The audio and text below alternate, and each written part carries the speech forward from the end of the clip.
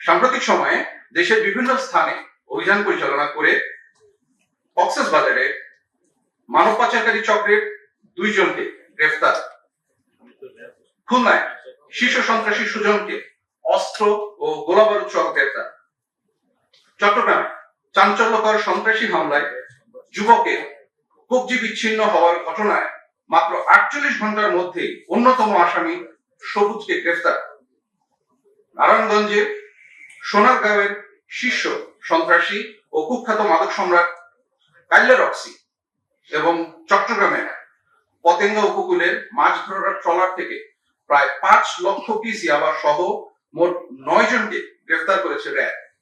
গতকাল র্যাব 7 এর একটি চৌকস আভিযানিক দল গোপন সংবাদের ভিত্তিতে জানতে পারে যে সমুদ্রপথে একটি বড় মাদকের চালান মিয়ানমার সীমান্ত থেকে চট্টগ্রামের দিকে আসছে।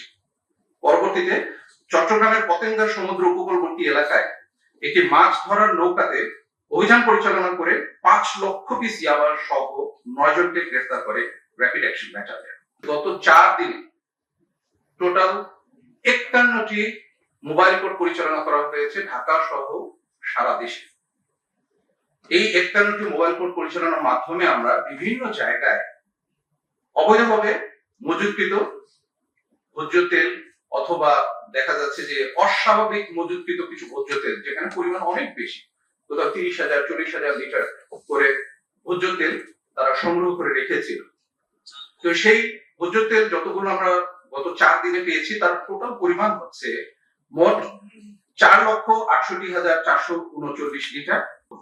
গত দিনেই আমাদের মাননীয় স্বরাষ্ট্র মন্ত্রী একটি বিজ্ঞপ্তিতে বলেছেন, যে ব্রিফিং এ বলেছেন, যাতে আমরা যারা আইন শৃঙ্খলা রক্ষাকারী বাহিনী আছি আমরা যাতে চাঁদাবাজদের একটি লিস্ট তৈরি করি, যেটা আনবায়াসড লিস্ট তৈরি হবে, এবং এই লিস্ট তৈরি করার পরে এই লিস্টের আওতাধীন প্রত্যেক অপরাধীর বিরুদ্ধে আইনানুগ ব্যবস্থা গ্রহণ করা হবে এবং বিন্দুমাত্র ছাড় দেওয়া হবে না।